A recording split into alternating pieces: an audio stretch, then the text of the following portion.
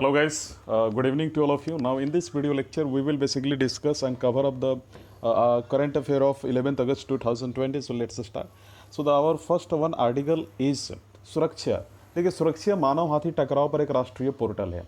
यह वास्तविक समय पर जानकारी के जो कलेक्शन है और सही समय पर मानव हाथी टकरावों को निपटाने के लिए data collection protocol, data transmission और डेटा विजुअलाइजेशन टूल सेट करने में ये मदद करेगा।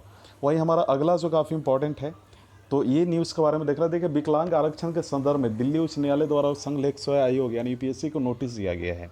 पॉलिटी से संबंधित है। देखिए हाल ही में दिल्ली उच्च न्यायालय में सिविल सेवा में सीधी भर्ती के लिए जारी की गई प्रारंभिक परीक्षा यानी प्रीलिम्स अधिसूचना में विकलांगों के लिए दिए जाने वाला न्यूनतम आरक्षण की अवहेलना करने पर यूपीएससी की अधिसूचना को चुनौती दी गई है। इस संदर्भ में न्यायालय ने यूपीएससी को नोटिस जारी किया है और याचिका में दावा किया गया है कि यूपीएससी के नोटिस में 796 रिक्तियों के लिए आवेदन मांगे गए, जिसमें विकलांग लोगों के लिए मात्र 24 रिक्तियां निर्धारित की गई। यह विकलांग व्यक्तियों के अधिकार अधिनियम rights of person with disability RPWD act right, आप यहाँ पे देख भी सकते हो, उसके 2016 की धारा जो 34 है राइट, तो उसके अनुसार एक्ट जो 34 है उसके तहत 4% अनिवार्य आरक्षण से कम है। वहीं अगला जो है कृषि यंत्रीकरण उप मिशन है, इस बारे में थोड़ा डिस्कस करते हैं। देखिए इस बारे में जब हम डिस्कस करेंगे तो पाएंगे कि इस मिशन को अप्रैल 2014 में उत्पादकता बढ़ाने हेतु कृषि यंत्रीकरण के समावेशी विकास के उद्देश्य से पेश किया गया था। ये योजना कृषि मशीनीकरण की यानी एग्रीकल्चर मशीनीकरण हम जिसे बोल सकते हैं के उपयोग को बढ़ावा देने हेतु सभी राज्यों को में कार्यान्वित या इम्प्लीमेंट की जा रही है। इस योजना के माध्यम से किसानों को उपकरणों की खरीद पर 50 से 80% तक सब्सिडी प्रदान की जाती है। तो अगला जो हमारा न्यूज़ है काफ़ी इंपॉर्टेंट है, आप यहाँ पे देख भी सकते हो राइट, जो हमारा है पेपर 1 कम पेपर 2, इस बारे में थोड़ा हम लोग डिस्कस करते हैं। तो यहाँ हमारा जो पहला पॉइंट है आप उसके बारे में थोड़ा देखते हैं। जियोथर्मल जो है springs in Himalayas release is large amount of carbon dioxide study, इस बारे में थोड़ा डिस्कस करेंगे। तो चलिए हम लोग समझते हैं। तो सबसे पहले हमें ये देखना है इस बारे में कि जो यानी इसके बारे में जो हम लोग डिस्कस कर रहे हैं हिमालयास को लेकर, हिमालय क्षेत्र में जो भूतापीय जो हम बोल सकते हैं जल स्रोतों से कार्बन डाइऑक्साइड का उत्सर्जन, इस पर अध्ययन किया गया है राइट। तो क्या न्यूज़ है इस बारे में थोड़ा हम लोग डिस्कस करते हैं। तो आप यहाँ पे देख सकते हो कि हाल ही में यानी Wadia institute of Himalayan geology के वैज्ञानिकों द्वारा हिमालय क्षेत्र में अगर हम बात करें तो भूतापीय जल स्रोतों पर एक अध्ययन किया गया है।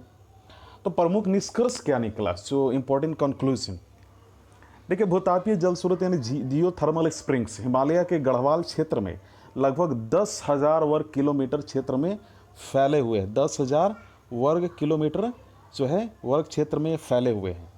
साथ ही साथ हिमालय क्षेत्र में विभिन्न तापमान रासायनिक स्थिति वाले लगभग 600 गर्म पानी के जो है सोते हैं यानी स्रोते हैं और वे वायुमंडल में कार्बन डाइऑक्साइड की बड़ी मात्रा में उत्सर्जन करते हैं।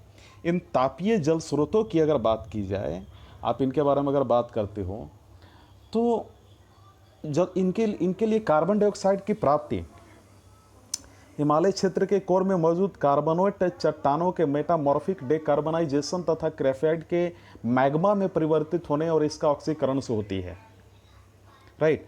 अब यहाँ पे देखना है कि अधिकांश जो तापीय जल स्रोतों में बड़े पैमाने पर वाष्पीकरण होता है, इसके पश्चात सिलिकेट चट्टानों का अब जो है अपक्षय होता है। तो यहाँ पे एक बात आती है कि भूतापीय जल स्रोत क्या है, एक बहुत बड़ी क्वेश्चन है। देखिए जब हम लोग भूतापीय जल स्रोत की बात करते हैं ना, तो उस बारे में हमें समझना होता है कि भूगर्भ में स्थित जल की भूतापीय प्रक्रियाओं द्वारा गर्म होकर पृथ्वी के सतह पर बाहर निकलने से उत्पन्न जो जल स्रोतों को भूतापीय जल स्रोत कहा जाता है। और भूतापीय जल के पीछे के विज्ञान क्या है, देखिए हम जैसा कि जानते हैं कि पृथ्वी के गहराई में जाने पर तापमान बढ़ता जाता है और पृथ्वी की बाहरी कोर में मैग्मा की प्राप्ति होती है और इस मैग्मा में जो है 8000 यानी 8001,300 डिग्री सेल्सियस के चारों ओर पृथ्वी के विभिन्न परतें होती हैं। अब यहाँ पे एक जो समझने वाली जो आपको बात है, आपको समझना होगा, काफ़ी इंपॉर्टेंट इंग्लिश समझना होगा कि पृथ्वी की परतों में जो है भूगर्भीय अगर हम बात करें तो संचालनों के कारण दरार या भ्रंश उत्पन्न होने पर पृथ्वी के मैग्मा परत से ऊपर की ओर भारी मात्रा में ऊष्मा का जो है प्रवाह होता है और ये ऊष्मा भ्रंशों दरारों के माध्यम से पृथ्वी के सतह पर स्थानांतरित होती है तथा भूगर्भ में इसी जल को गर्म करती है। और जैसे जैसे पानी का तापमान बढ़ता है इसका घनत्व कम हो जाता है, जिसके परिणाम स्वरूप भ्रंशों से होकर तप्त पानी ऊपर उठकर सतह पर गर्म झरनों के रूप में स्फुटित होता है। तो मुझे उम्मीद है कि ये वीडियो लेक्चर आपको पसंद आया होगा। वीडियो देखने के लिए धन्यवाद।